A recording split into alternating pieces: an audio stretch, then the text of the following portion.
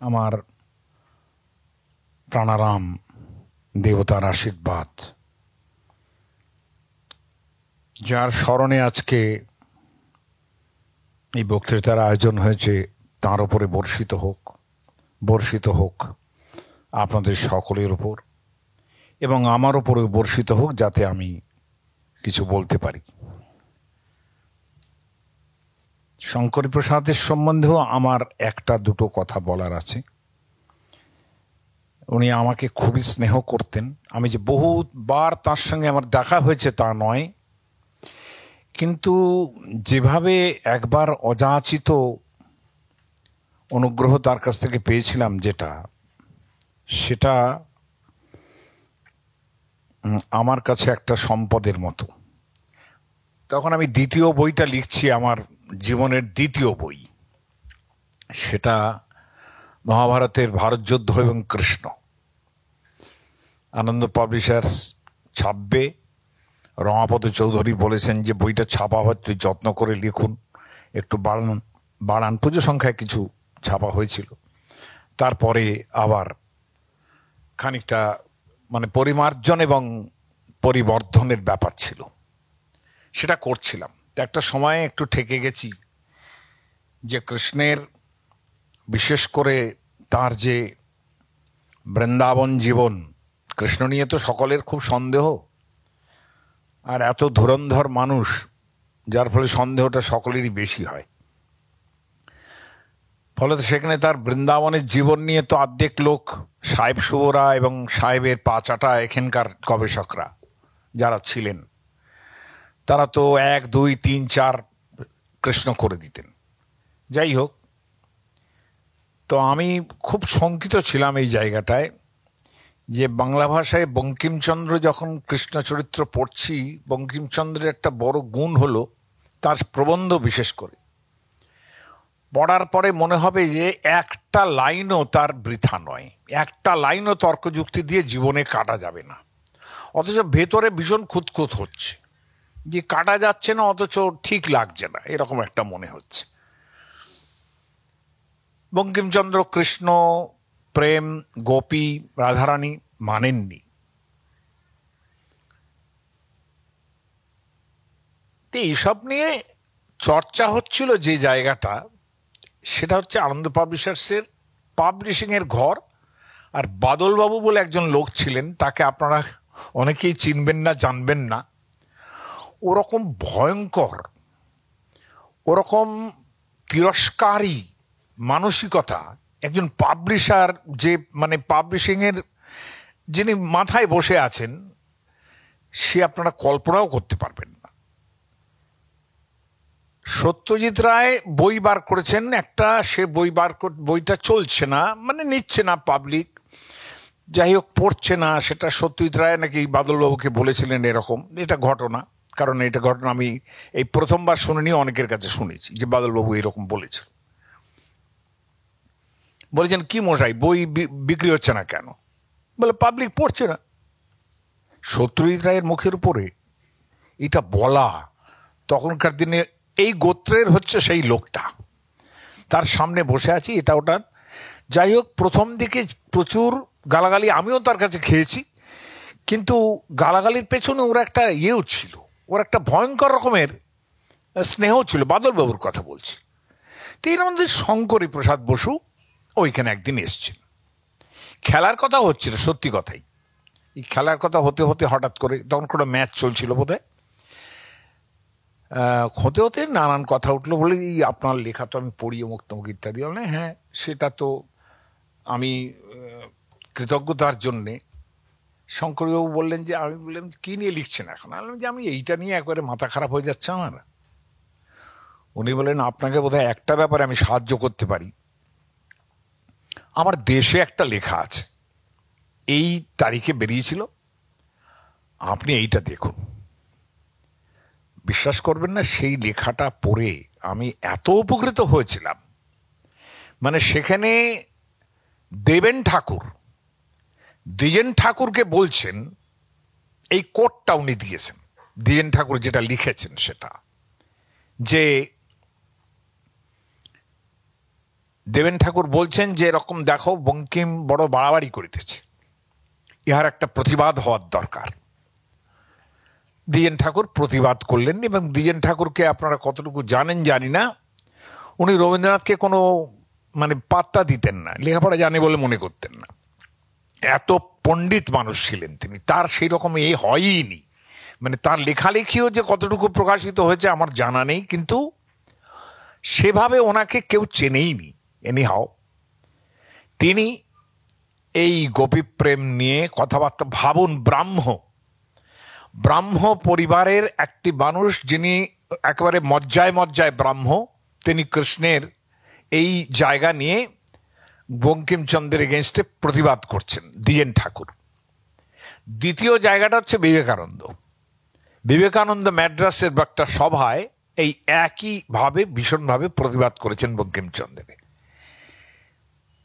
এই ঋণটা, এটা যে আমার কতখানি আমার দিক খুলে দিয়েছিল সেটা আপনাদের বলে বোঝাতে পারবো না। ফলত সেই ঋণ স্মরণ করেই তার প্রতি শ্রদ্ধা জানিয়ে আমার বক্তব্য বলার চেষ্টা করছি। যদিও আমার এই আজকের যে বক্তৃতা বলি না, আমি তো কথা করি, আমার ঠিক বক্তৃতা শব্দগুলো আমার খুব বড় বড় গবেষকদের ব্যাপারগুলো, আমি একেবারেই বাজারি মানুষ, ফলত অতটা আসে না। কিন্তু আজকের এই কথার একটা বড় বিপদ হলো যে এই জিনিসটা মোটামুটি এই যতটুকু সময় আছে না, হয়তো 7টা এইরকম একটা সময়, সেই রকম সময়ের মধ্যে কিছু হবার কথা নয়। মিনিমাম 3 থেকে 3.5 ঘন্টা আমাকে দিলে আপনাদের একটুখানি জায়গায় পৌঁছতে পারতাম, সেটা পারবো না। এবং কোনো জিনিসই আমি ওরা মনে করি না যে একটা জায়গায় যেটা বড় করে বলতে হবে, সে জায়গাটা সংক্ষেপ করে প্রেসি করে বলা, ওটা আমি পারি না। ফলত যেখানে থামবো সেখানে থেমে যাব, এই হচ্ছে ব্যাপার। তারপরে আর গানের কথা মনে নাই, এটা মাথায় রাখবেন। এখন এই যে ধর্ম শব্দটা, আমার তো বলা হয়েছে যুগ ধর্ম পাল্টায় কিভাবে, এইটা আমাকে বলতে বলা হয়েছে। যদিও টাইটেলটা যেভাবে এখানে বলা হয়েছে সেইভাবে বোধহয় অনেকেই ধারণা করতে পারেননি, কিন্তু আমার এটা চিরকাল বলে আসছি যে ধর্ম কিন্তু পাল্টায়। ধর্ম এমন একটা কোনো জিনিস নয় যেটা একটা স্ট্যাগন্যান্ট জিনিস, একদম কুয়োর মতো, যেখান থেকে আর কোনো তার চেঞ্জ হয় না। প্রতিনিয়ত চেঞ্জ হয় তার, এবং সেটা দেশ ভেদে, কাল ভেদে, মানুষ ভেদে প্রতিনিয়ত সেটা চেঞ্জ হয়। আর সেকেন্ড কথাটা বলি যে ধর্ম একটা জেনেরিক টার্ম, এটার মানে কোনোভাবে রিলিজিয়ন নয়। অন্তত ভারতবর্ষে কোনো দিন, আগের কালে অন্তত, এখন ধর্ম বলতে রিলিজিয়ন বোঝায়, কিন্তু আগের কালে কোনো সময়ে এটাকে রিলিজিয়ন হিসেবে ধরা হতো না। ধর্ম শব্দের অর্থ, হ্যাঁ, one of the meanings is religion, এইটুকু বলতে পারি, কিন্তু সে অর্থে ধর্ম প্রাচীনকালে ব্যবহারই হয়নি। প্রধানত বেদ থেকে আরম্ভ করে, উপনিষদ থেকে আরম্ভ করে, মহাভারত, রামায়ণ, এসব জায়গায় ধর্ম বলতে কোনো রিলিজিয়ন বোঝানো হয়নি। সবচেয়ে বুঝবেন ভালো যে অনেক ক্ষেত্রেই ধর্ম শব্দটা অনেক শব্দের বিশেষণ হয়ে ওঠে, বিশেষণটাও আবার উত্তর পদে। কিরকম বিশেষণ একটা লাগাতে হয়, তারপরে ধর্মটা বেশ একটা বোঝা যায় যে এইটা হচ্ছে ধর্ম। যেমন ধরে যাক স্ত্রী ধর্ম, এরম একটা শব্দ আছে। দেশ ধর্ম শব্দ আছে, এমন যুগ ধর্ম একটা শব্দ আছে, তাই নয় কি? এসব শব্দ তো আছে। এবং লৌকিক ধর্ম, আবার রিলিজিয়ানে যদি যান, বৈষ্ণব ধর্ম, শাক্ত ধর্ম, শৈব ধর্ম, প্রত্যেক জায়গায় একটা বিশেষণযুক্তভাবে তারপরে ধর্মের ব্যবহার হয়, তাই নয় কি? এটা যদি হয় তাহলে শব্দটা, জেনেরিক যে শব্দটা, তার মানেটা একেবারেই কিন্তু অন্যরকম থাকে। এমনকি ব্যক্তির স্বভাব, মানুষের প্রকৃতি। জল যদি নিচের দিকে নাবে, এটাই যদি তার ধর্ম হয়, জল নিচের দিকে নাবে, আগুন পুড়িয়ে দেয়, এগুলো তো ধর্ম। তাহলে এই যে আগুনের ধর্ম, জলের ধর্ম, তার মানে প্রকৃতিও ধর্মের মধ্যে পড়ে। কালিদাস লিখেছেন শৈত্যম হি যৎ সা প্রকৃতির জলস্য, যে জলটা ঠান্ডা ঠান্ডা হবে, এটাই জলের প্রকৃতি, মানে জলের ধর্ম। এই অর্থে কিন্তু ধর্মের শব্দের প্রয়োগ হয়। আবার ধরুন অন্যের দোষ নেই, তার মধ্যে দোষ খুঁজে বেড়ানোটা খলের ধর্ম আছে তো, এরকম, হ্যাঁ, এরকম ধরনের আছে। এইখানে এই মানে পৃথিবীতে এই বহুল জায়গা জুড়ে ধর্মটা আছে বলেই এটা বুঝতে হবে এই ধর্ম পাল্টায়। আপনি খলের ধর্ম এই ব্যাপারে দেখবেন, আগে যেভাবে লোক ঠকাতো এখন অন্যভাবে লোক ঠকায়, এরকমও তো আছে। এখন সব সাইবার হয়ে গেছে, দেখুন পাল্টেছে না। যারা সব বদমাইশি করছে, চৌর ধর্ম যেটা, সেটাও পাল্টেছে। চৌর ধর্ম এককালে অন্যরকম ছিল, এমনই ছিল যে সেই চৌর ধর্ম রাজাকেও শিখতে হতো। 64 কলার একটা কিন্তু চৌর্য, এটা মাথায় রাখতে হবে। হ্যাঁ, এবং মৃচ্ছকটিক নাটকের মধ্যে একটা জায়গায়, সেখানে যিনি নায়ক, তিনি রাত্রিবেলা গান শুনতে গেছেন, ওহো রেভিলেন গীতম, ওহো আশ্চর্যম রেভিলেন গীতম বলে তিনি কি গান শুনিয়েছে, রেভিল কি গান করেছে, রেভিল। বিদূষকের সঙ্গে কথা বলতে বলতে আসছেন, এসে দেখলেন যে শীত কাটা আছে। বিদূষক বলছে তোমার বাড়িতে চুরি হয়ে গেছে। উনি অনেকক্ষণ থমকে থাকলেন, থমকে থেকে বলেন কি আশ্চর্য এই চোর, কি অসামান্য শীত কেটেছে, হ্যাঁ, কি সুন্দরভাবে শীত কেটে কেটে একদম ওপরের মাটি দিয়ে উঠেছে, এ তো আমি ভাবতেই পারছি না এত সুন্দর একজন শিল্পী হতে পারে। তাহলে দেখুন চৌর্য সেই ধর্ম পাল্টে এখন কোথায় গেছে, যে আপনি ব্যাংকের ঘুরে এলেন, একবার 10,000 টাকা তুলে নিন, তারপরে দেখলেন যে আপনার আরো 30,000 টাকা উঠে গেছে। এই শিল্পকর্ম তো খুব সোজা কথা নয়। আমি বিশ্ববিদ্যালয়ে পড়িও আপনি কিছু করতে পারবেন না, ক্ষমতাই হবে না আপনার এই বুদ্ধি। যে তাহলে ওই আজকে যদি মৃচ্ছকটিকের নায়ক বেঁচে থাকতেন, তাহলে উনি বলতেন যে সাইবার অপরাধী যারা, কি অসামান্য তাদের কারুকাজ। কিন্তু চৌর ধর্ম পাল্টাচ্ছে। তাহলে ধর্ম যদি পাল্টায়, সাজে সমাজ ধারণের যোগ্য যে জিনিসটা, যেটাকে ধর্ম বলা হয়, যেটা সমাজকে বেঁধে রাখে, ধারণার্থ ধর্ম, সেটা যদি হয়, তাহলে সেখানে দিনের পর দিন প্রথম যুগে শাস্ত্র যে রিগার তৈরি করেছে, তারপরের যুগে যদি সে রিগার বেড়ে থাকে, তারপরের যুগে যদি আরো বেড়ে থাকে, এবং তারপরের যুগে যদি আরো বেড়ে থাকে, সেটা কমানোর দায়িত্বও তো পরবর্তী প্রজন্মগুলো থেকে যায়। কিন্তু সমস্যা হয়ে গেল আমাদের, দেখুন যে মুহূর্তে আমাদের নবদ্বীপবাসী রঘুনন্দন চলে গেলেন, এবং আরো কিছু কিছু তার পরবর্তীকাল, এমনকি জগন্নাথ তর্ক পঞ্চানন ত্রিবেণীর ধরি, হ্যাঁ, তো এরা সব চলে যাবার পরেই কিন্তু জায়গাটা স্ট্যাগনেন্ট হয়ে গেল। তার মানে ধর্ম আর পাল্টালো না, কেননা সংস্কৃতে কেউ সেইভাবে কোনো আচার্য নেই যারা বললেন না এটা এখন করা যাবে না। অথচ বিদ্যাসাগর মশাইকে দেখুন, তিনি এই প্রবচন, যেটা বিখ্যাত প্রবচন, যে কৃতেতু মানবা ধর্ম, কৃত মানে সত্যযুগ, সত্যযুগে মনুসংহিতার মতে চলতে হবে। মনু যেরকম ভাবে বলবেন, আমরা যে অনুসংহিতা পড়ি তাও নয়, আরো পুরনো একটা নিশ্চয়ই মনুজ কোড ছিল, কারণ তা না হলে মহাভারতের মধ্যে ইত্যেবং মনুরব্রভৃত এরকম কেন বলেছেন। কাজেই আরো পুরনো কিন্তু একটা মনুজ কোড থাকতে পারে, যেখানে তিনি বিখ্যাত হয়েছে। তো কৃতেতু মানবা ধর্ম, সত্য যুগে মনু মত মেনে চলতে হবে।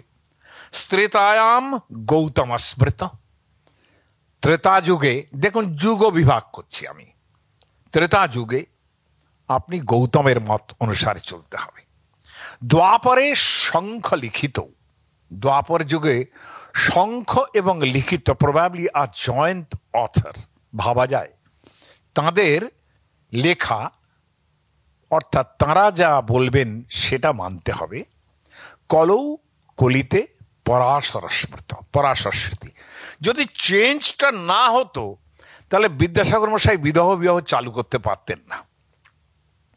তাহলে তিনি যদি এই পরাশর স্মৃতিতে বলা হয়েছে যে নষ্টে মৃতে প্রব্রজিতে ক্লিবে চ পতিতে পতৌ, অতএব এবার পতির অন্য বিধিয়তে, আবার বিয়ে করা যাবে, মেয়েরা আবার বিয়ে করতে পারবে, এই বচনের জোরেই কিন্তু বিদ্যাসাগর বেরিয়ে গেলেন। হ্যাঁ, যে কলিতে পরাশর মানতে হবে, এটা কেউ রাধাকান্ত দেব থেকে আরম্ভ করে কেউই না করতে পারেননি এটা, না হলে এটা হবে কেন, তাই না? তার মানে ধর্ম যেটা পাল্টালো সেটা কিন্তু মেনে নিন। কিন্তু আপনি আজকে বলুন, আমি আজকাল ইউটিউব করি, মাঝে মাঝে আমার কাছে এমন ধরনের প্রশ্ন আসে যেটা বঙ্কিমচন্দ্রকেও হার মানাবে। বঙ্কিমচন্দ্র লিখেছেন তো যে আজি হইতে 50 বছর পূর্বে জন্মিলে নবমীতে লাউ খাইতে আছে কিনা সেটা চিন্তা করিতাম। বঙ্কিমচন্দ্রই 50 বছর আগের কথা বলছেন। এখন কিন্তু মোটামুটি প্রচুর লোক ভগবানের থেকেও ভূতে বেশি বিশ্বাস করছে। পিশাচ টিশাচ নিয়ে 5টি পিশাচের গল্প দেখবেন 1 লক্ষ ভিউ হয়ে গেছে। আমি বলি যখন না না এই পিশাচ টিশাচ কিন্তু অন্য একটা ব্যাপার, দেখবেন 3টে ভিউ হয়েছে। কাজে এই যে ব্যাপারটা না, শাস্ত্রকারের কিন্তু বিশ্বাস নেই। তার মানে ভূত প্রেত এবং পিশাচ এরা ভগবানের থেকে উপরে যাচ্ছেন এখন। এবং আচার আচরণ, রাস্তায় এক ভদ্রমহিলা হনুমান মন্দিরে কলা দেবেন, তিনি পানের দোকানে জিজ্ঞেস করছেন, আচ্ছা কলাটা কি বোঁটা সহ দেব না বোঁটা ছাড়া দেব? চিন্তা করুন, মানে তার যিনি আচার্য তিনি পানের দোকানদার, হ্যাঁ, তাকে জিজ্ঞাসা করছেন যে এটা কি বোঁটা ছাড়া দেব না বোঁটা সহ দেব? তাহলে কোন জায়গায় পৌঁছেছি আমরা? আরে হনুমানকে কলা দেওয়ার দরকার, হনুমান কলা ছাড়িয়ে খেতে পারে, কলা দিয়ে চলে। কিন্তু ভদ্রমেয়া এটাও দেখেননি যে হনুমান কলা ছাড়িয়ে খেতে পারে, এই বাস্তব বুদ্ধিও তার নেই। যে বাস্তব বুদ্ধি আগেকার দিনে গৃহস্থ মাত্রেই থাকিত, যে আমার কলা ফলেছে হনুমানে খেয়ে নেবে, হ্যাঁ পাকলে পরে হনুমানে খেয়ে নেবে বলে কলার ওপরে খানিকটা ছালা টালা দিয়ে আটকে রাখতো, তাই না? এখন এই অবস্থাটা যে ছিল সেটা কিন্তু ভদ্রমহিলা জানেন না। কিন্তু এই ভদ্রমহিলা শপিং মলে যাচ্ছেন এদিকে, কিন্তু যাবার পথে হনুমান মন্দিরে একটা কলা দেবেন, সেখানে এটা বোঁটা ছাড়িয়ে দেবেন না বোঁটা সহ দেবেন, এটা পুরোহিতের থেকেও বেশি প্রামাণিক যিনি সেই চায়ের দোকানদারকে, সিগারেটের দোকানকে জিজ্ঞেস করছেন, কারণ সেটা পাশেই আছে। কাজে এই জায়গাগুলো না আমার আশ্চর্য লাগে। কাজে এখানে আচার্যরা কেউ বেঁচে নেই যে বিধান দেবে না, কলা আচার্যরা সব বিধান দেনই, যে কলা ছাড়িয়ে দেবে না ছাড়িয়ে দেবে, তারা এগুলো মানুষের উপরেই ছেড়ে দিয়েছিলেন। হ্যাঁ, কিন্তু আজকাল আমি যা দেখছি, আচারে এত বেশি বিশ্বাস তৈরি হয়েছে, আচার এই করতে হবে, আচারে কিচ্ছু হয় না। চৈতন্য মহাপ্রভু এসে বললেন যে মানে খাইতে শুইতে যথা তথা নাম লয়, কৃষ্ণ কীর্তন করো এবং খাইতে শুইতে যেখানে ইচ্ছে বসে হরিনাম করো, তুমি পবিত্র হবে না। তাতে কিন্তু হলো না চৈতন্য মহাপ্রভুর আচার্য তখন। আমরা তার মানে পাবলিকই পছন্দ করে, ওই মানে কূপের মধ্যে ঢুকতে পাবলিকের ভালো লাগে, মানুষের ভালো লাগে যে আমি, হ্যাঁ আপনি কাপড় ছেড়ে পুজো করতে যাচ্ছেন, ঠিক আছে, এই বস্তু ঠিক আছে, কিন্তু পুজো বাঁদিকে বসে করবেন না। একজন আমাকে প্রশ্ন করলেন, আচ্ছা এই যে আপনি বাড়িটার একটা বানাচ্ছে, কিভাবে এই যে প্রমোটার কিভাবে বানাচ্ছে দেখুন, এটা বাস্তুশাস্ত্রে একরূপ। আমি বললাম যে আচ্ছা কোনো ফ্ল্যাট বাড়িতে তাহলে আমি ঠাকুরটা কোন দিক করে রাখবো? ঠাকুর তো পূর্বাশ্ব হয়ে রাখার দরকার, ঠাকুর পূর্বমুখী থাক। আমি বলছি, ফ্ল্যাট বাড়িতে যদি উপায় না থাকে আপনি কি করবেন? হ্যাঁ, এখন এসব কিন্তু তারা মানতে চাইবেন না। এগুলো যে আপদ ধর্ম বলে একটা জিনিস আছে সেটাও তারা বুঝবেন না, কারণ মহাভারতে আপদ ধর্মের একটা বিশাল লিস্টই আছে, যে আপদে বিপদে পড়লে কোন ধর্ম হবে।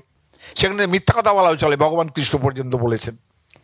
কিন্তু ধর্ম কিন্তু এই যে চেঞ্জ, এটা কিন্তু অনেকেই মেনেই নিতে চান না, কিন্তু ধর্ম ইজ এভার চেঞ্জিং। আমি এই ধর্মের চেঞ্জটা যদি টেক্সট ওয়াইজ বোঝানো যায়, টেক্সট ওয়াইজ মানে ধরুন বেদ, উপনিষদ, তারপরে মহাভারত, রামায়ণ, পৌরাণিক যুগ, তার পরবর্তীকালে তুলসীদাস থেকে আরম্ভ করে যারা আছেন, এরমভাবেও ধর্ম বোঝানো যায়, যে চেঞ্জিং ফ্যাসেটস অফ রিলিজিয়ন। এসব শব্দগুলো একটু পণ্ডিতি ব্যবহার না করলে পরে বুঝবেন যে কিছুই লেখাপড়া করে আসেনি, সেই জন্য বলছি। আর দেখুন, চেঞ্জ অফ গডস এভাবে আমরা বোঝাতে পারি, তাই না? যে এককালে দেবতারা ছিলেন ইন্দ্র, যম, বরুণ, যত বৈদিক দেবতা। উপনিষদের কালে এরা উড়ে গেলেন পুরো, তো দেবতা মানে কোনো মূল্যই নেই তাদের, এসব কারা। হ্যাঁ, সেখানে আবার কেন উপনিষদ একটা গল্প দিলেন, যে একটা যক্ষ, সেটা উমা হৈমবতী, তিনি এসছেন, একটা দেবতার নাম তিনি করেছেন, সেখানে এসছেন যে এবং কতগুলি তৃণ, সেগুলো কারা সরাতে পারে? ইন্দ্র পারছেন। তার মানে ইন্দ্র পারছেন না, বৈদিক দেবতার ইন্দ্র, যিনি ওয়ারিয়ার গড, তাকে সর্বশ্রেষ্ঠ মর্যাদা দেওয়া হয়েছে বেদের মধ্যে, তিনি সেই তৃণগাছি ছড়াতে পারছেন না, বায়ু পারছেন না, অগ্নি পারছেন না। এমনি উমা হৈমবতীর ইচ্ছায় তিনি উড়িয়ে দিতে পারেন। এটা বোঝালেন যে তোমাদের কারো শক্তি নেই, আসল হচ্ছে ব্রহ্ম। দেখুন, চেঞ্জ হয়ে গেল।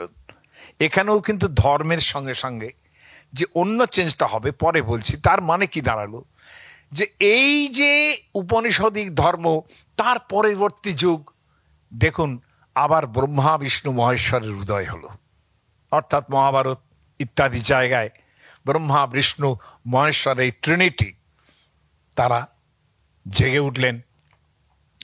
এবং এই ট্রিনিটিকে কিন্তু কেউ ভাঙা গেল না। কিন্তু আবার এই সাহেব শুভরা যারা আছেন, আর আমাদের দেশে যারা আছেন, আমাদের দেশের লোকেরা সাহেব শুভর কথাটাই ব্যবহার করেন। এটা হচ্ছে great tradition and the little tradition. Great tradition মানে বড় বড় দেবতা, আবার লিটল ট্র্যাডিশনের সমস্ত লৌকিক দেবতা, এই মনসা, তারপরে মানে জয় মঙ্গল, মানে এই মঙ্গল দুর্গা মঙ্গল ইত্যাদি নানান রকম যে জিনিসগুলো, সেগুলো চালু হয়ে গেল। লৌকিক দেবতার কিছু উপস্থিতি তৈরি হলো, একসঙ্গে আবার গ্রেট ট্র্যাডিশনটাও রইল। হ্যাঁ, কিন্তু সেখানে মঙ্গল কাব্যগুলো তৈরি হলো। আবার একদিকে পুরাণগুলো কিন্তু সংস্কৃতে যেগুলো আছে, আমি মনে করি ওটাও কিন্তু সংস্কৃত মঙ্গল কাব্য। সেখানে শিবের সঙ্গে মানে লড়াই হচ্ছে, বিষ্ণুর ব্রহ্মার সঙ্গে অমুকের লড়াই হচ্ছে, এসব মানে তিন দেবতারও লড়াই আছে। হ্যাঁ, এখন যাই হোক, কিন্তু তিন দেবতা ঠিক গেলেন, এইটা এখনো পর্যন্ত ঠিক আছে। এইভাবে ব্যাখ্যা করতে পারি চেঞ্জিং ফেসেটস অফ গডস। তাহলে যুগ আর একভাবেও চিন্তা করতে পারি, যে যেভাবে সাধন মার্গ চেঞ্জ হয়েছে, ধরুন বেদের সময় সেখানে যাগ যজ্ঞ ইত্যাদি সব, তার যে পরবর্তীকাল উপনিষদ মেডিটেশনের সব, তার যে পরবর্তীকাল ব্রহ্মা বিষ্ণু মহেশ্বর, তখন আরম্ভ হয়ে গেল যজ্ঞের স্থান করে নিল পূজা, তাই না? যে যজ্ঞ হতো আগে, হ্যাঁ, যজ্ঞের যে ফরম্যাট, প্রায় সেই রকম ফরম্যাটেই খুব সিম্পলি পূজা তৈরি হয়ে গেল। আপনি যজ্ঞকালে কোনোদিন ফুলের গন্ধ পাবেন না, যে যজ্ঞ হচ্ছে আর ফুল দিচ্ছে আপনি কোথাও পাবেন না। হ্যাঁ, এই একটু আগে কথা হচ্ছিল, এমনকি ফুলের যে পুষ্প, এই পুষ্প শব্দটার যে মূল, সেটাও নাকি সাউথ ইন্ডিয়ান। এখন এই যে জিনিসগুলো না, এত বেশি চেঞ্জ হয়েছে, পূজার মধ্যে যা চেঞ্জ হয়েছে, কিন্তু এখনো দেখবেন রেমন্যান্ট অফ দ্য বাইগন সিভিলাইজেশন যেটাকে বলি। একটা বিয়ে হবে, সেখানে দেখুন আপনার অগ্নি সাক্ষী করতে হবে, সেখানে একটা হোম হবে, কুশণ্ডিকা হবে। দেখুন আপনি বেদের সামান্য একটু রেখে দিয়েছেন, কিন্তু একেবারে চলে যায়নি, পূর্ণ মাত্রায় চলে যায়নি, একটু রেখে দিয়েছেন। এবং ওই সপ্তপদী গমন ইত্যাদি যে জায়গাগুলো, সেগুলো বেদের যেসব মন্ত্র আছে সেগুলোও পর্যন্ত পড়া হয়। তাতে একেবারে পশে মাসারাদা শতম, আমি যেন 100 বছর তোমার সঙ্গে কাটাই, একসঙ্গে যেন 100 শরৎ তোমার সঙ্গে দেখতে পাই ইত্যাদি, 100 বছর যেন জীবিত থাকি, এসব মন্ত্র ঋগ্বেদ থেকে আপনি এখনো পর্যন্ত পড়ছেন। তার মানে আছেও, আবার আর্ধেক জিনিস নেই, সব চেঞ্জ হয়ে গেছে, তাই না? এই যে ব্যাপারগুলো, তাহলে এভাবেও আমরা দেখতে পারি। তার মানে কি, আপনি যেমন একটা জিনিস দেখলেন যে যজ্ঞ, তারপরে উপনিষদের মেডিটেশন, ব্রহ্ম, তারপরে ব্রহ্মা বিষ্ণু মহেশ্বর, তাহলে আপনি তো এটাও ভাবতে পারেন যে কর্ম অর্থাৎ বেদ, তারপরে ধরুন জ্ঞান অর্থাৎ উপনিষদ, তারপরে যেই ভক্তির লাইনে চলেন ব্রহ্মা বিষ্ণু মহেশ্বর। তাহলে এভাবেও আপনি যুগের ধর্ম চেঞ্জ করতে পারেন, তাই না? আর চেঞ্জ অফ যুগস নিজেই একটা বড় কনসেপ্ট, অর্থাৎ সত্য, ত্রেতা, দাপর, কলি। আমাদের পিতামহ থেকে আমার ছেলে পর্যন্ত আপনি এখানেও একটা চতুর্যুগ ভাগ করতে পারেন। ধরা যাক এখন 2025 আর 1925। 1925-এ আমার পিতা ঠাকুর কিভাবে চলতেন, কিসে বিশ্বাস করতেন, কি কি কাজ করতেন, ধর্ম যা ধারণ করেন, আমি রিলিজিয়াস পার্ট বাদই দিলাম, যা যা কাজ করতেন সেটাও তো তার জীবন রক্ষার ধর্ম, কিংবা অন্যান্য যা যা ভাবনা করতেন, আমার পিতা কি তাই ভেবেছেন? আমার পিতা তো তার থেকে সরে এসছেন। হ্যাঁ, আমি পিতামহের কথা বলছিলাম। তাহলে পিতামহ ছিলেন আমার পিতা। আমার পিতা ঠাকুরের বয়স অনেক বেশি, যেহেতু তার অনেকগুলি সন্তান ছিল, আমি কনিষ্ঠ, ফলে তিনি আমার পিতামহও হতে পারতেন। ফলত সমস্যা সেইখানে একটা হয়ে গেছে। কিন্তু তাতে সুবিধেটা আবার এটা হয়েছে যে তার সময়ের থেকে আমি কতটা ডিফারেন্ট, তিনি যা যা মানতেন, হ্যাঁ, সেখান থেকে আমি কতটুকু মানি, এই না? আমার পিতা ঠাকুরের জন্ম হয়েছিল তখন মানে 1898 সাল, এটা ভাবুন। ফলত এই যে সময়টা জুড়ে, হ্যাঁ, তার মানে আমার পিতামহ তখন কিন্তু একেবারে এমন একটা জায়গায় প্রতিষ্ঠিত যেখানে তিনি বলছেন না তোমাকে লেখাপড়া করতে হবে। আমার বাবা লেখাপড়া করতে পেরেন, তার আগে একটু লেখাপড়া নেই। আমার পিতামহ যিনি, তিনি এন্ট্রান্স পাস ছিলেন, কিন্তু এন্ট্রান্স পাস করেই তিনি এটা বুঝেছেন যে না, ছেলেটাকে লেখাপড়া করার দরকার, তার বার করেছেন। এটা তার ধর্ম চেঞ্জ হচ্ছে, তাই না? তাহলে এই যে বার করলেন, তিনি করার পরে তিনি ইংলিশ পড়ে বেশ ভালো রকম একটা ইংরেজির লোক ছিলেন। আমাকে বললেন তিনি সংস্কৃত পড়ো। কি রকম হলো এটা? হ্যাঁ, তার মানে উনি কিন্তু আবার গর্তে ঢুকলেন। আমার দাদা বললেন সংস্কৃত পড়লে ওকে বাসন মেজে খেতে হবে, তিনি মডার্ন হয়েছেন। তাহলে এই যে আমার দাদার সঙ্গে যে চেঞ্জটা হলো, সেটা কিন্তু ওনার আসল চেঞ্জ। যেহেতু আমার থেকে উনি অনেক বয়সে বড়, উনি বলেন তুমি সংস্কৃত পড়বে, ব্যাস, আর কোনো কথা নেই। আমি পড়তে আরম্ভ করলাম। আপনি বলেছি চিরকাল, কোনোদিনই তুমি বলতে পারিনি। বেশ হলো। আবার আমি যে জীবনটা করলাম, ভোগ করলাম, আমার পিতা ঠাকুর তার থেকে অনেক সংযত জীবন যাপন করেছে, তাই না? কিন্তু আর আমার পুত্র কন্যা যারা হিল্লি দিল্লি আমেরিকা অমুক তমুক ইত্যাদি করে আজকে উপস্থিত হচ্ছে, তারা কি জীবন যাপন করছে, তারা কি ধর্ম পালন করছে? চতুর্যুগ তো এখানেও ভাগ করে নিতে পারে। 100 বছরের মধ্যে 25 বছর করে যদি একটা জেনারেশন নেন, তাহলেও তো চেঞ্জ হয়ে যায়, তাই না? কতটা চেঞ্জ হয়ে যায়। অথচ আমরা ধর্মের যে বেসিক জায়গাগুলো, যেটার মধ্যে থাকা উচিত নয়, অনন্ত আচার, আমরা সেখান থেকে কিন্তু চেঞ্জটা করে উঠতে পারলাম না। টেরেন্স বল বলে একটা ভদ্রলোক ছিলেন, জেনারেলি তিনি এনসাইক্লোপিডিয়া ব্রিটানিকাতে তার একটা মানে হ্যান্ডবুক অব পলিটিক্যাল থিওরি বলে একটা লেখা আছে। এখন সেখানে টেরেন্স বল একটা অসামান্য কথা বলছেন যে interpretation is not an option but a necessity for the meaning seeker that we are. এটা খুব ইম্পর্টেন্ট কথা। মানে উনি কিন্তু এইটা বলছেন যে তুমি যে যুগের কথাটা যে আপনি ভাববেন, স্বাভাবিকভাবে এইভাবেই কিন্তু ভাবতে হবে যাতে করে আপনি ইন্টারপ্রেট করতে পারেন, কিন্তু সেটা আপনি নিজের ইচ্ছা মতো ইন্টারপ্রেট করলে হবে না। ইন্টারপ্রেট করতে হবে কিভাবে? যে টেক্সট যদি আমি বিচার করি, তাহলে সেই টেক্সট তার যে হিস্টোরিক্যাল ব্যাকগ্রাউন্ড, তার যে হিস্টোরিসিটি এবং তার যে সোশ্যাল ব্যাকগ্রাউন্ড, যে সময় সেই টেক্সট লেখা হচ্ছে, আপনি কিন্তু সেইভাবেই ইন্টারপ্রেট করতে বাধ্য।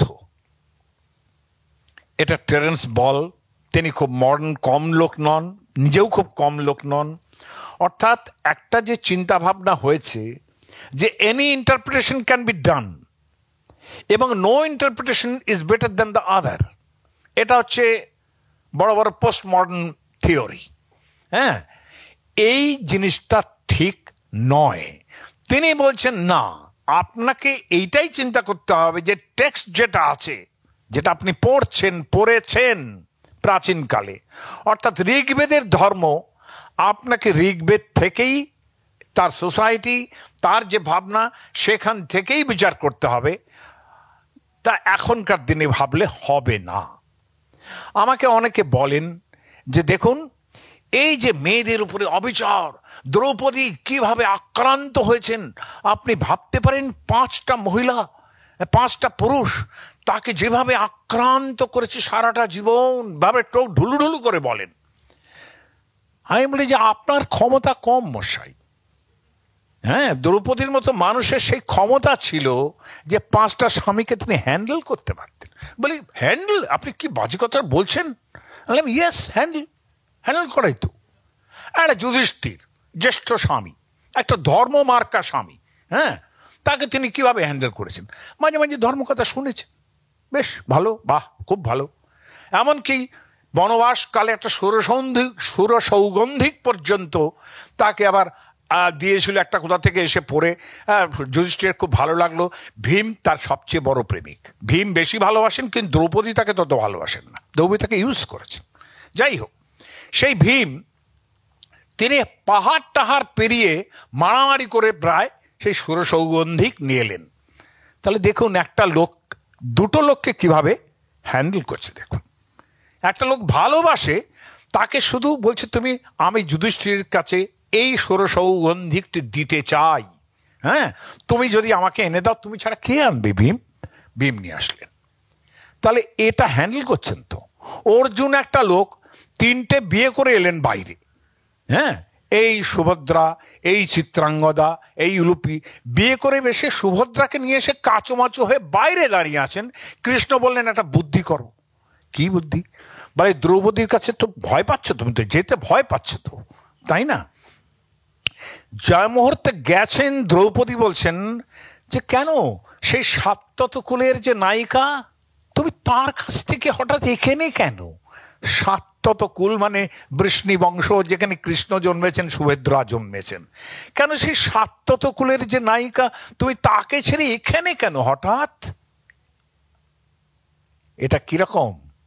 একেই বেশি ভালোবাসেন কি না? হ্যাঁ, কৃষ্ণ বললেন যে দেখ, উনি ফিরে গেলেন। কৃষ্ণ বললেন আমি কি করবো, সুভদ্রা কিন্তু সব জমা হয়ে রয়েছেন, সব বাইরের ঘরে। হ্যাঁ, বলছেন তুমি একটা কাজ করো, তুমি কৃত্বা গোপালিকা, মহাভারত থেকে বলছি, কৃত্বা গোপালিকা বপু। আমাদের গয়লাদের দৃশ্য আমি দেখেছি, তুমি তো দ্বারকায় বিয়ে করলে, আমি তো আগে বৃন্দাবনে ছিলাম। একেবারে গোপালিকা বপু, একদম গয়লাদের মেয়েদের মতো সাজিয়ে দাও, একদম করে সাজগোজ থাকবে না, কিচ্ছু না, একদম গিয়ে বলবে যে এই দ্রৌপদী, আমি তোমার এই যে দাসী এনেছি, তোমার সেবা করবে।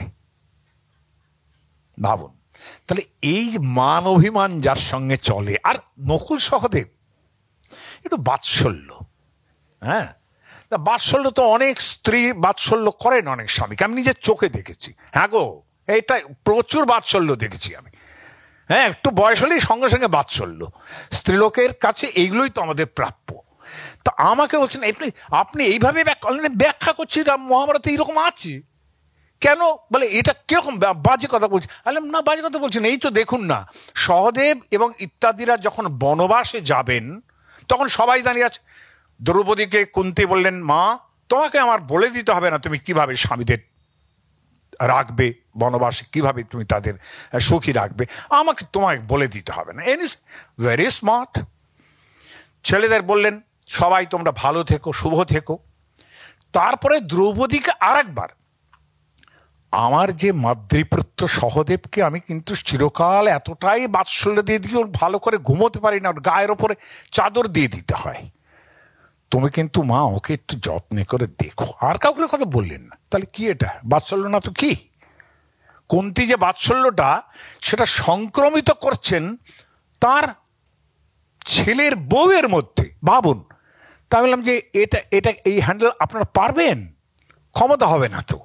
যার জন্যই বলছেন কি আক্রান্ত হয়েছেন তারা, দ্রৌপদী একেবারে আক্রান্ত হয়ে গেছেন। বলে এটা বলবেন না, সেকালে পারতেন এরকম, আপনারা পারেন না। আপনারা করতে হলেই আপনাদের সিরিয়াল মনোগমিতে যেতে হয়, তাই না? সিরিয়াল মনোগমি, একটার পর একটা ছাড়ছেন আর বিবাহ করছেন, ছাড়ছেন আর বিবাহ করছেন। এটা বুঝলেন না যে ছেড়ে যাকে এলেন তারপর বিবাহ করার পর আবার মনে হচ্ছে ছাড়ি। তাহলে এই অবস্থার থেকে ওখানে টিকে থাকলেই ভালো করতেন, তাই না?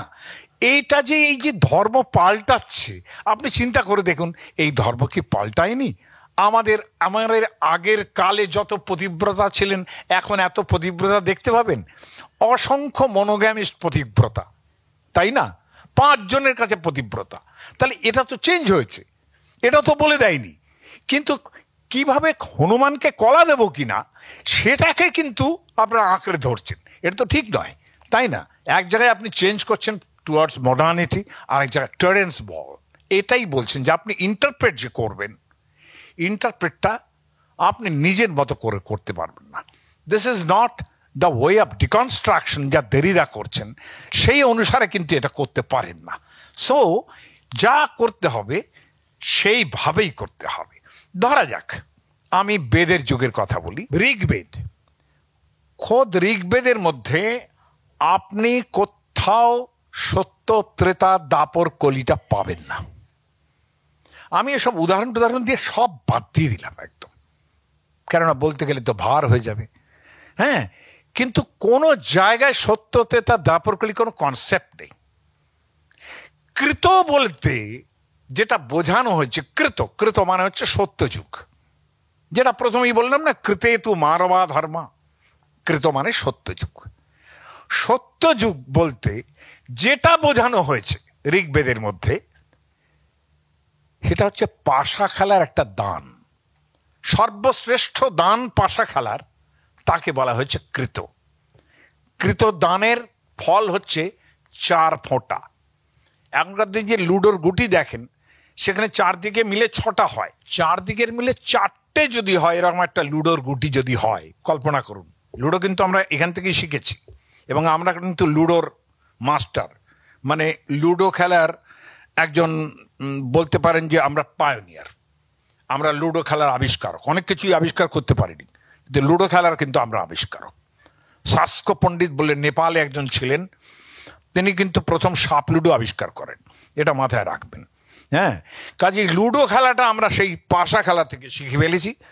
এমনকি পাশা খেলার যে আরও সমস্ত ব্যাপার স্যাপারকে, যাকে আমরা চতুরঙ্গ বলি, যেটা আমাদের সেনাবাহিনীর ব্যাপার ছিল, চতুরঙ্গ সেনা, হাতি, ঘোড়া, নৌকা, হ্যাঁ, এবং পদাতিক, এই যে 4টে, দেখুন আমরা সেটা দিয়ে কিন্তু আমরা দাবার যদি খেলেন আপনি, এই হাতি, ঘোড়া, নৌকা কিন্তু এখনো টিকে আছে, রাজা মন্ত্রী এখনো টিকে আছে, আর আমাদের মতো বোড়েরাও এখনো টিকে আছে, তাই না? যাকে ব্যবহার করা হয়, শুধু ব্যবহৃত ব্যবহৃত ব্যবহৃত হতে হতে, যাই হোক, এই বোড়েরাও রয়েছে। কাজে এই চতুরঙ্গ বাহিনীর থেকেই কিন্তু শতরঙ্গ, অন্য ভাষায় তার থেকে শতরঞ্জ কি খিলাড়ি, তাই না? এই যে ব্যাপারটা কিন্তু আমরা এখানে পায়োনিয়ার, এটা মাথায় রাখার দরকার আছে। তাহলে এই যে কৃতদান, এটা হচ্ছে 4 দিলেন, 4 পড়ল, সর্বশ্রেষ্ঠ দান। এবং পরবর্তীকালে আমি অনেক প্রমাণ দিয়ে বোঝাতে পারবো যে ঐতরেয় ব্রাহ্মণ এবং তৈত্তরীয় ব্রাহ্মণ, যেটা খ্রিস্টপূর্ব অন্তত 1000 এসব নিয়ে অনেক কথা বলার ছিল, বলা হলো না। আমি নক্ষত্র দিগের মতো শ্রোতা পাইয়াছিলাম, কিন্তু বলিতে পারিলাম না সময় অভাবে।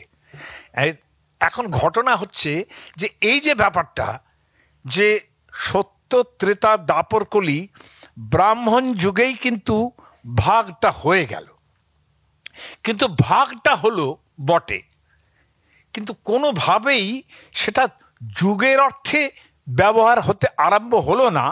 কিন্তু আলটিমেটলি ঐতরেয় ব্রাহ্মণে, যেখানে চড়ৈবেতির মন্ত্র আছে, বিখ্যাত চড়ৈবেতির যে মন্ত্র, যে চলতে থাকো চলতে থাকো, চলতে চলতেই তুমি সেই সাধু উদুম্বর বৃক্ষকে পাবে, চলতে চলতেই তুমি সেই মধু পাবে, চরণবৈ মধুবিন্দিত।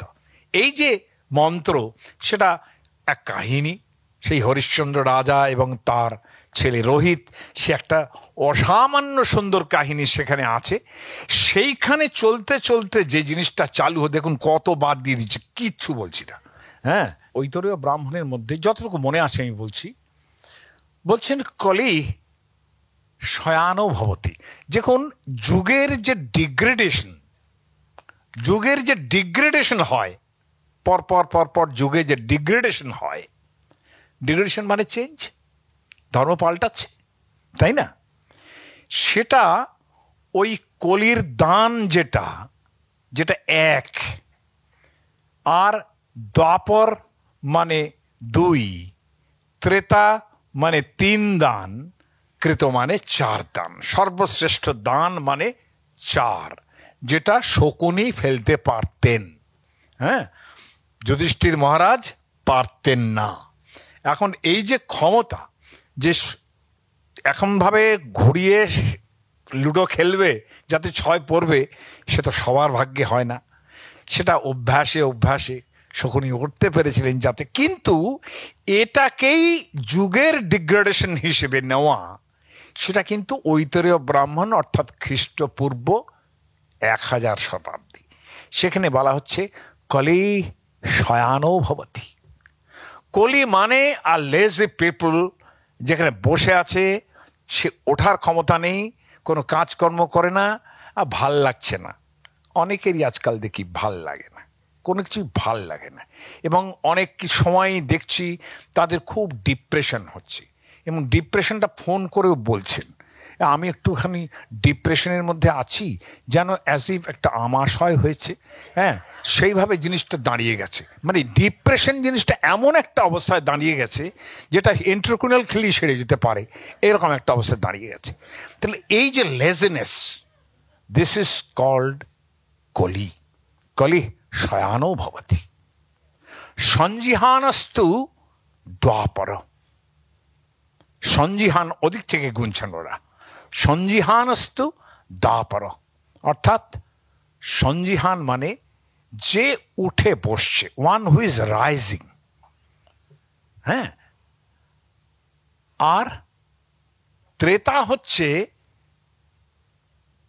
উত্তিষ্ঠান ত্রেতা ভবতি, যে উঠছে, দাঁড়িয়ে পড়ছে, কর্মক্ষেত্রে দাঁড়িয়ে পড়ছে, অর্থাৎ রেডি, উত্থান শক্তি তৈরি হয়েছে, উৎসাহ শক্তি তৈরি হয়েছে। এইটা হচ্ছে আপনার ত্রেতা। আর কৃত একেবারে চলতে থাকো, চড়ৈবেতি চরণ বই মধুবিন্দিত। তাহলে যুগের ডিগ্রেডেশন মানেই কিন্তু ধর্ম পাল্টাচ্ছে। আমি বারবার যেটা বলতে চাইছি, অত ডিটেলসে যাচ্ছি না, পাল্টাতে পাল্টাতে এই যুগের পরিবর্তন হতে হতে একটা জায়গায় আমি সব বাদ দিয়ে গেলাম, একটা জায়গায় এসে যখন উপস্থিত হচ্ছি, যখন মহাভারত তার যুগ। মহাভারতের টেরেন্স বল, তাকে যদি একটা হিসেবে দেখি, গাইড হিসেবে দেখি, তাহলে সেক্ষেত্রে কি দাঁড়াবে জিনিসটা, যে ধর্মটা কোনো কিন্তু ফিক্সড রুলের উপরে নেই। মহাভারত কিন্তু এই জায়গাটা এসে দাঁড়াবে এত জটিল, এত উদার। এখান থেকেই বুঝতে পারবেন যে হিন্দু ধর্মের মতো, আমি অবশ্য হিন্দু শব্দটা বলতে খুব পছন্দ করি না, হিন্দু মনে হয় হলেই মনে হয় we are fighting against the Mughals. হ্যাঁ, কাজেই ভারতীয় ধর্ম যদি বলি, সেটা এইরকম দাঁড়াবে যে এত চেঞ্জ এবং এত উদার, যে সেখানে দেখবেন প্রত্যেকটা জায়গায় একটা অল্টারনেটিভ আছে, একটা অল্টারনেটিভ আছে। যেখানে একটা উপোস করতে গেলেও অল্টারনেটিভ আছে। হ্যাঁ, কিরকম আমি এই গল্পটা সর্বত্র বলি যে ধর্মের চেঞ্জ কিরকম হয় এবং কত কনফ্লিক্টিং চেঞ্জ এটা হতে পারে, যেটা মহাভারতের মধ্যে পাওয়া যাবে। দেখুন, মহাভারতের মধ্যে যা পাওয়া যাবে সেটা যদি আলোচনা করতে হয় সেটা আরও 3.5 ঘন্টা। যেটা ছিল সেটাই 3.5 ঘন্টার ছিল। সেটাকে প্রেসি করতে করতে যে জায়গায় নিয়ে এসছি সেটা বলবার মতো নয়। হ্যাঁ, তাতে আমি নিজেই লজ্জা পাচ্ছি এবং নিজের কর্মক্ষমতা দেখেও বেশ খুশি হচ্ছি যে আমি পারলাম। হ্যাঁ, এখন এই যে জিনিসটা, যে মহাভারতের জায়গায় এসে how to interpret it, it's very conflicting. এবং একটা কসমিক স্ট্রাকচার যেভাবে চেঞ্জ হচ্ছে, ইট বিকামস সিচুয়েশনাল এবং ভীষণভাবে প্যারাডক্সিক্যাল বটে। যদি টেরেন্স বলের সব শব্দগুলো ধরি, পলিটিক্যাল সায়েন্সের যেসব শব্দগুলো, সেসব শব্দগুলো যদি ধরি, তাহলে কিন্তু এইরকম দাঁড়াবে। যেমন আমি এই ঘটনাটা বলি সবসময়, আমার যখন পৈতে হচ্ছে তখন, এখন তো পৈতে যেদিন হচ্ছে, দেখুন আপনার বেশি কথার দরকার নেই, আপনি একটা পৈতে দেখুন। আগে ছিল, যখন বেদের আমল ছিল, ব্রাহ্মণেন নিষ্কারণ ধর্ম ষড়ঙ্গ বেদোদ্ধেতব্য, যার পৈতে হচ্ছে তাকে কি করতে হবে? ব্রাহ্মণ যিনি হবেন, নিষ্কারণ ধর্ম, নিষ্কারণ, কারণে নয়, ধর্ম, ধর্ম শব্দটা ব্যবহার করা হচ্ছে, কিন্তু ব্রাহ্মণেন নিষ্কারণ ধর্ম ষড়ঙ্গ বেদ, অর্থাৎ শুধু বেদ নয়, শিক্ষা, কল্প, ব্যাকরণ, জ্যোতিষ ইত্যাদি সব 6টা পড়তে হবে, যেটাকে সরস্বতী পুজোর সময় বেদ, বেদাঙ্গ, বেদান্ত ইত্যাদি বলছেন, তাহলে সেটা পড়তে হবে। এবং নিষ্কারণ, কারণে নয়, বেদ পড়ার জন্যে পড়ছি, উপনয়নের জন্য পড়ছে, পড়তে হবে। তার মানে এডুকেশন মাস্ট, তাই না? এই যে সঙ্গ বেদ অধ্যেতব্য, এই জিনিসটা পরবর্তীকালে আমাদের ন্যায়শাস্ত্রের উদয়নাচার্য থেকে আরম্ভ করে শঙ্করাচার্য অনেকেই লক্ষ্য করেছেন যে এককালে এইরকম ছিল, এখন এইরকম হয়েছে, তার মানে চেঞ্জ হয়েছে, তাই না? আপনি দেখুন যে আমাদের সময়েও যেভাবে পৈতে হতো, 11 দিন ঘরের মধ্যে থাকতে হতো, সূর্যে একবার ভাত খাওয়া, হ্যাঁ, তাও প্রসাদ খেতে হবে, হ্যাঁ, এইসব ভাবে থাকতো। তারপরে 3 দিন আরম্ভ হলো, 3 দিন মোটামুটি ঘরের মধ্যে থাকা। তারপরে এখন দেখলাম যেদিন পৈতে হচ্ছে সেদিনই দণ্ডি ভাসিয়ে বিকেলবেলায় মুরগি, হ্যাঁ, কোনো সমস্যা নেই। তাহলে ধর্ম চেঞ্জ হলো। আমি খারাপ বলছি না, কিন্তু আমি বলবো এই পৈতেটা দেওয়ার প্রয়োজন কি?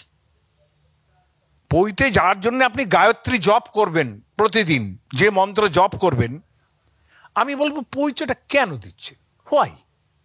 আপনি কি বৈদিক, আমি ব্রাহ্মণ, তাহলে আলটিমেটলি কিন্তু পৈতেটা মাত্র আপনার ঘাড়ে উঠছে, যে পৈতেটাও আপনি 2 দিন পরে ফেলে দিচ্ছেন, কিন্তু আপনি জাত বামুন হয়ে গেলেন।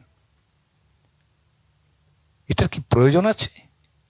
এই যে ধর্ম পাল্টালো, এই পাল্টানোটা পাল্টানোর মতো করেই নিন। হোয়াই? কেন উপনয়ন দিচ্ছেন? কেন সেই দিনই মুরগি খাচ্ছেন? কেন সেই দিনই দণ্ডি ভাসিয়ে? কোনো গায়ত্রী মন্ত্র 2 দিনও জপ করছেন না, তাহলে কেন পৈতে দেবেন আপনি? অথচ লোককে বলুন না, পৈতেটা তো দিতে হবে, বাবা মারা দিয়েছেন, আসল ব্যাপারটা জাতে ওঠা, জাতে ওঠা। আমি বাজারে একবার শীতকালে কলা কিনতে গেছি, একটা কলা এত বাজে, আমি বললাম যে ভাই এই কলাটা কি বর্তমান কলা হতে পারে এইরকম এত ছোট? শীতকাল তো ছোট। বলে কলাটা মর্তমানি। এটা বলে আমি কি করে বুঝবো এটা মর্তমান কলা কি সুন্দর হয়? বলছেন দেখুন জাতে বামন। আমি শুনে চমকে গেছিলাম, বাজারওয়ালার এই কথাটা শুনে আমি চমকে গেছিলাম। জাতে বামন, বর্তমান কলাটা জাতে বামন। তাহলে এই যে জাতে বামন, আমরা এইটুকু বর্তমান কলায় কিন্তু এখন আমরা জাতে বামন। তো ধর্ম চেঞ্জ হয়নি? চেঞ্জ হয়েছে তো। এই জায়গায় এসে দাঁড়িয়েছে যে স্কন্ধে পড়ে আছে শুধু পৈতেখানা, তেজহীন ব্রহ্মণ্যের নির্বিষ খোলস, রবীন্দ্রনাথ উচ্চারণ করেছে। আমরা সেই জায়গায় এসে পৌঁছেছি। এখন এইখানে দাঁড়িয়ে যখন আমার পৈতে হচ্ছে, সেই সময়ে এক সূর্যে দুবার ভাত খাওয়া যাবে না, বৃদ্ধি শ্রাদ্ধ অমুক তমুক করতে করতে আচার্যের সমস্ত পাঠ নিতে নিতে পৌরোহিত্য এমন একজন করছেন তিনি মহাপণ্ডিত মানুষ। আমার অবস্থাটা এইরকম দাঁড়ালো যে আমার বিকেলবেলা বললাম ভাত, বলে বিকেলবেলা তো আর হবে না, সূর্য ডুবে গেছে, এখন তুমি ওই ফলমূল খেয়ে থাকো। আমি ভ্যা ভ্যা করে কাঁদতে আরম্ভ করলাম। তখনকার দিনের জানি না বাচ্চারা ওদের খারাপ ছিল, এখনকার দিনে সেভেনেজার মানে 7 বছর 8 বছর বয়স হয়ে গেছে, কাঁদবেই না। কাঁদবেই না কারণ তারা রসগোল্লা রিফিউজ করে, কাঁদবে কেন? তাই না? তাদের কাঁদার কোনো কারণ নেই, সবসময় এত পেট ভরা রসগোল্লা ভাল লাগে না। তার এই যে ব্যাপারটা, আমরা অতিথির দিকে তাকিয়ে থাকতাম, একটু যদি দেয়, মা বলতেন বেরিয়ে যায় এখান থেকে। হ্যাঁ, আমরা দাঁড়িয়ে আছি, ও আচ্ছা এসো এসো খোকা, এসে একটু দিল, সেও আবার ভেঙে দিচ্ছে, সে কিন্তু পুরো দিচ্ছে না। ভেবে দেখুন কোন জায়গায় দাঁড়িয়ে আছি। ধর্ম চেঞ্জ হচ্ছে না? হ্যাঁ, এখন রসগোল্লা ভাল লাগে না। তাহলে এই যে চেঞ্জটা, এটা কিন্তু সুখীভাবেই মেনে নেওয়া ভালো আমার যা মনে হয়, এবং সেটা সুখীভাবে যে মেনে নেওয়ার দরকার সেটা পরে বলছি, আর সময় দেবে না মনে হয়, তাই না? তবে একটা ঘটনা বলে যাই, যে মহাভারতের যুগে এসে ব্যাপারটা কি দাঁড়ালো, আমি একটা উদাহরণ দিয়ে সেটা বলবো। সেটা বহুবার বলেছি বহু জায়গায়, আপনাদেরও শোনা উচিত। আপনারা মহাভারতে ভীষ্মকে মনে আছে আপনাদের, অন্তত একটু একটু তো পড়েছেন সেসব জায়গা। ভীষ্ম বিবাহাদি করেননি এবং প্রায় নিজের বয়সী একজনের কারণেই তাকে বিয়ে করতে তিনি পারেননি। বলা উচিত তিনি হচ্ছেন সত্যবতী, ভীষণ পাওয়ারফুল মহিলা, মহাভারতে 5 কালোর মধ্যে একজন। যে পাওয়ারফুল 5 কালো, দ্রৌপদী, কৃষ্ণদ্বৈপায়ন ব্যাস, সত্যবতী, মানে সত্যবতী কৃষ্ণ, এবং আর একজন কে, অর্জুন। তাহলে এই 5 কালোর মধ্যে ওয়ান অফ দ্য পাওয়ারফুল মহিলা কিন্তু এই সত্যবতী। ভয়ঙ্কর রকমের রাজনৈতিক বুদ্ধি তার। যাই হোক, শান্তনু বিবাহ করবেন তাকে, তার জন্যে স্যাক্রিফাইস করলেন ভীষ্ম। তিনি নিজে গিয়ে অরাথেই না ভীষ্ম, তিনি গিয়ে সেই তার সঙ্গে কথা বলে এলেন এবং বললেন আমি কোনোদিন বিবাহ করব না, আমি কোনোদিন উত্তরাধিকার রাজ্যের চাইব না। বেশ, শান্তনুর সঙ্গে বিবাহ হয়ে গেল, 2টি ছেলে হলো সত্যবতীর, দুজনেই মারা গেলেন। তখন সত্যবতী এমন বুদ্ধিমতী মহিলা, তিনি বললেন যে দেখো ভীষ্ম তাকে জননী বলে ডাকেন, যদিও সমবয়সী, কেন সম্পর্কে তিনি জননী। সত্যবতী ভীষ্মকে বলছেন ইমে মহিষ্যৌ ভ্রাতুস্তে কাশীরাজসুতে শুভে।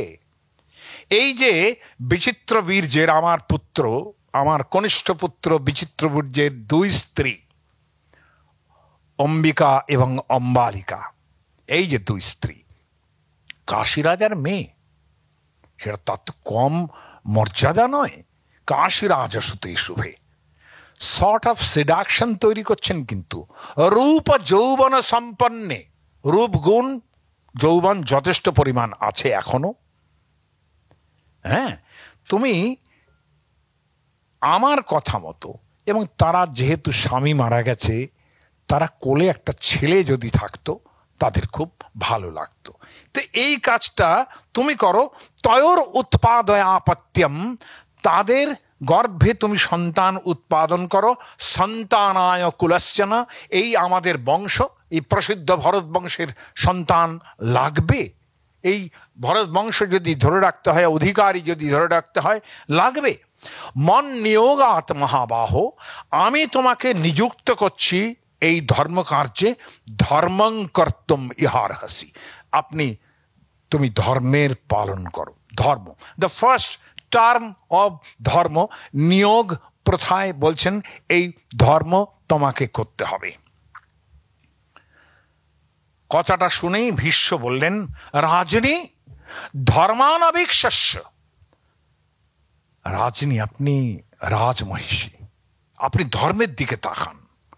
সেকেন্ড টার্ম অফ ধর্ম, তার মানে একটা টার্ম অফ ধর্ম নিয়োগ প্রথায় তুমি পুত্র উৎপাদন কর বললেন। ইনি বলছেন রাজনী ধর্মানবিক্ষস্য, আপনি ধর্মের দিকে তাকান। কেন? মান সর্বান বনীনস, আমাদের সবাইকে এইভাবে ডুবিয়ে দেবেন না, আপনি একদম ডুবিয়ে দেবেন না। সত্যাচ্যুতি ক্ষত্রিয়স্য ন ধর্মেষু প্রশস্যতে, আমি সত্য প্রতিজ্ঞা করেছি যে আমি কোনোদিন বিবাহ করব না, রাজ্যের উত্তরাধিকার গ্রহণ করব না। আমি প্রতিজ্ঞা করেছি, ক্ষত্রিয়ের পক্ষে এই প্রতিজ্ঞাই হচ্ছে ধর্ম। তাহলে সেকেন্ড টার্ম অফ ধর্ম। এবারে সব বুঝতে পারছেন যে সত্যবতী ভয়ঙ্কর নাছোড়বান্দা হয়ে আছেন। তখন তিনি থার্ড টার্ম অফ ধর্ম, তৃতীয় প্রকার কি হতে পারে যেটা ধর্ম, ধর্ম চেঞ্জ করছে তো নাকি, তাই না? এক একজনের কাছে তাহলে ইন্টারপ্রিটেশন ইজ নেসেসারি, তাই না? টেরেন্স বল যেটা বলেছেন, but how to interpret according to the text, এইটা মাথায় রাখতে হবে।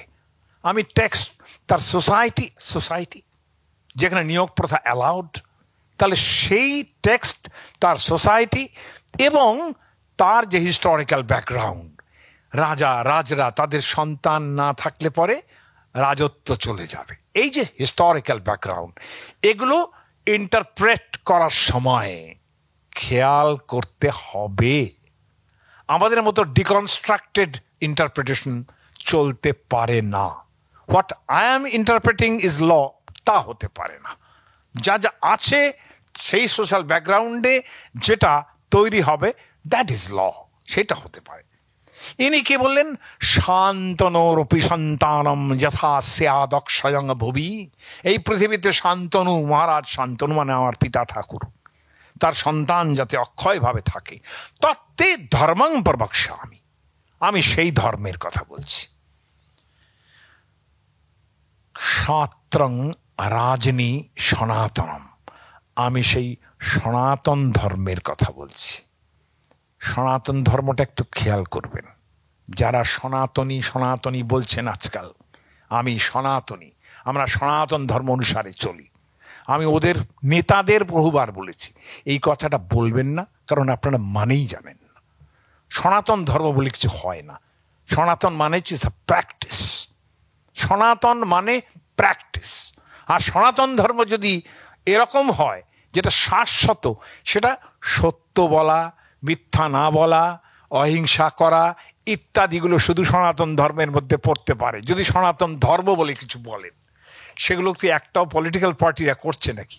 কাজেই সেটার দিকে না গিয়ে আমি বললাম যে আপনারা সনাতন ধর্মটা শব্দটা বড় বড় নেতাদেরই এই কথা বলেছি, বলবেন না এই শব্দটা, আপনারা মানেই জানেন না। যেখানে সেখানে বলবেন এটা আমাদের সনাতন ধর্ম, বলবেন না। এমন এমন জায়গা আছে যেখানে মহাভারতের মধ্যে 100টা জায়গায় সনাতন ধর্মের কথা আছে, উল্লেখ আছে সনাতন বলে। Those men practice. এবং ওই যে টেরেন্স বল, according to the society, according to the historical background, customs, practices had the force of law, তাই না? এটা তো বলা হয় customs are the force of law. অনেক জায়গাতেই কাস্টমটা লয়ের ফোর্স আছে। হিন্দু বিবাহের ক্ষেত্রে আপনি যদি রেজিস্ট্রেশন নাও করেন, যে বিবাহ হলো সেটা আপনার গ্রান্টেড, তাহলে লটা কাস্টমসের মধ্যে পড়ে। সেটাই সনাতন ধর্ম, এটা বেশিরভাগ জায়গায়। কিন্তু সন্তানরূপী সন্তানম যথা স্যাদ অক্ষয়ং ভবি বলে তিনি কি বললেন, আপনি একটা কথা শুনুন, আমি সনাতন ধর্মের কথা বলছি, সেটা কি, শ্রুত্বা তৎপ্রতিপদ্যস্য, আমার কথা শুনে বিশ্বাস না হয় আপনি শুনুন, অন্যদের কাছে আলোচনা করে, প্রাজনৈ সহ পুরোহিতই, বড় বড় মানুষের সঙ্গে, ব্রাহ্মণদের সঙ্গে আলোচনা করুন, আপদ ধর্মার্থ কুশল, আপদ ধর্ম কুশল যারা, তাদের সঙ্গে আলোচনা করুন, তারপরে চিন্তা করুন। এই অবস্থায় সত্যবতী সেই ভীষ্মের সামনে বললেন যে তাই যখন বলছো যে তুমি একটা খুব বড় বিজ্ঞ ব্রাহ্মণ ইত্যাদিকে ডাকতে বলছো এই পুত্র উৎপাদন করার জন্যে, তাহলে আমি একটা কাজ করি, আমার কন্যা অবস্থায় জন্মেছিলেন যে শান্ত, মানে আমার যে পুত্র ব্যাস দ্বৈপায়ন ঋষি নামে বিখ্যাত হয়েছে এখন, বলে ব্যাস দ্বৈপায়ন, বাবা ডাকুন তাকে। তাহলে দেখুন, কন্যা অবস্থায় জন্মেছিলেন এর কথা বলতে তার লজ্জাও করছে না, কিন্তু তার মানে ইট ওয়াজ দ্য প্র্যাকটিস, এটা ধর্ম ছিল। এবং মনুসংহিতার মতো লোক পর্যন্ত 12টা সন্তান অ্যালাউ করছে, যে এই ধরনের সন্তান অ্যালাউড, তারা পিতার সম্পত্তি পাবে, তার মধ্যে কন্যা অবস্থায় সন্তানও গ্রান্টেড। আজকে সম্ভব? আপনারা তো এত লিবার্টি আপনাদের, তাই না? পুরুষ মানুষরা নাকি একবার লিবার্টিতে পাগল হয়ে যাচ্ছেন এখন, হ্যাঁ, আমেরিকা হিল্লি দিল্লি করছেন। তো বউয়ের আগে একটা সন্তান ছিল, সেটাকে সুন্দরভাবে মেনে নিন না, দেখি কত ক্ষমতা আছে আপনাদের। আমি এই পুরুষদের উদ্দেশ্যে বলছি, যে মেয়েরা তো কত মডার্ন হয়েছেন জানি না, হ্যাঁ, কাজেই মডার্নিটি নিয়েও না ওই টেরেন্স বল, বুঝবেন যে আপনি কোন সোসাইটিতে আছেন, তার ফাইডেলিটি কি, সে কোন ফাইডেলিটিতে বিশ্বাস করে, ফাইডেলিটি কোন পাতিব্রত্যে বিশ্বাস করে, একটু ভেবে দেখবেন। এগুলো সবাইকেই প্রাচীন, পুরনো, খারাপ এগুলো বলবেন না। তার মানে দি মডার্নিটি হুইচ ওয়াজ দেন দেয়ার, যে একটা লোক সঙ্গে সঙ্গে রেডিলি বলছে তাহলে আমার কন্যা অবস্থার একটা সন্তান আছে, সে তো ব্যাস দ্বৈপায়ন, তাকে ডাকি, বলে হ্যাঁ বাবা ব্যাস দ্বৈপায়নকে ডাকুন, পুত্র হবে আপনার। আমার পৈতে হচ্ছে তখন, সেই সময়ে ওই সন্ধ্যেবেলায় বায়না ধরলাম, খাবো খাবো ভাত খাবো, ভাত খাবো, তো কিছুতেই আমার পিতা ঠাকুর দেবেন না। তো আমার সেই প্রাজ্ঞ পণ্ডিত, প্রাজনৈ সহ পুরোহিতই, বিপদকালে তো তাদের সঙ্গে আলোচনা করতে হবে, বললেন না আপদ ধর্মার্থ কুশলই প্রাজনৈ সহ পুরোহিতই, এ তো বললেন তো মহাভারতকার। তা তিনি বললেন যে আমার পিতা ঠাকুরের নাম করে বললেন, অনেক ছোট তার থেকে, তার বয়স তখনই প্রায় 85-87 এরকম হবে। তিনি বললেন যে দেখো, তোমার বাড়িতে বিগ্রহ আছেন, নারায়ণ বিগ্রহ, তুমি তার প্রসাদ ছেলেটাকে খেতে দাও, ভাত অন্ন, তোমরা যাকে অন্ন বলো বৈষ্ণব বাড়িতে, খেতে দাও। বলে আপনি বলছেন এই কথা, মানে আমার পিতা ঠাকুর কিন্তু তাকে রীতিমতো করছেন, এটা ঠিক না, এটা তো ঠিক হচ্ছে না, পৈতের দিন আপনি ভাত খেতে বলছেন, সূর্যাস্ত হয়ে গেছে। তিনি সত্যিই খুব ব্রাহ্মণ্যের আচার করতেন, এটা ঘটনা তার, এবং তিনি এতই সহজভাবে সেটা করতেন যেটা মনে হতো না যে খুব কষ্ট করছেন, এই আর কি। খালি গায়ে থাকাটা তো অভ্যেসই ছিল, কোনো সমস্যাই নয়। কিন্তু উনি প্রতিবাদ করলেন একটু, যে প্রতিবাদ মানে একজন 80 বছরের লোক, মানে 27, তখন 70-74 হবে, তিনি প্রতিবাদ করছেন 90 বছরের প্রায় তাকে, সামান্য হারে একেবারে, এটা কি উচিত হবে? তিনি বললেন মহাভারতের একটা শ্লোক শোনো। তিনি বললেন যে অষ্টৈতদ অব্রত জ্ঞানী, 8টা জিনিস ব্রত নষ্ট করে না। অষ্টৈতদ অব্রত জ্ঞানী, অষ্ট এতদ অব্রত জ্ঞানী, ঘ্ন মানে মেরে দেয়, যেমন ধরুন শত্রুঘ্ন, শত্রুকে মেরে ফেলছে, তাই না? কৃতঘ্ন, যে লোকটা বাজে কাজ করেছে, আপনার কাছে উপকার নিয়েছে, করছে না, তার মানে উপকারটা ঋণ ভুলে গেছে, এইটা হচ্ছে ঘ্ন। অষ্টৈতদ অব্রত জ্ঞানী, 8টা জিনিস ব্রত নষ্ট করে না। আপো মূলং ফলং পয়, প্রথম 4টে হচ্ছে জল, মূল, ফলম, পয়, পয় মানে দুধ, হ্যাঁ, আর কি, আর 4টে কি, হবির ঘি, ব্রাহ্মণ কাম্যাচ, সেই রকম দরের ব্রাহ্মণ যদি চান যে অন্য রকম হোক, তাহলে সেটা মানতে হবে, সেটা ব্রত নষ্ট করে না।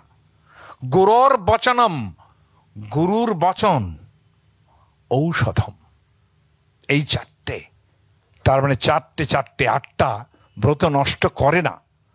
সেই পণ্ডিত মশাই তিনি বললেন, আজকের দিনে আমি তোমার বাড়িতে গুরুও বটে, আচার্য বটে, ব্রাহ্মণও বটে, ওকে খেতে দাও। বাবা খেতে দিলেন। তার মানে এই যে অল্টারনেটিভ তৈরি হচ্ছে, ধর্মের জন্য যে অল্টারনেটিভ তৈরি হচ্ছে, যে তুমি কাজটা করো কিন্তু সিম্পলি করো। তুমি পূর্ণ দিন উপবাস থাকছো, ঠিক আছে, নিরম্ব না করে একটু অনুপান গ্রহণ করো, ফলমূল খাও, দুধ খাও।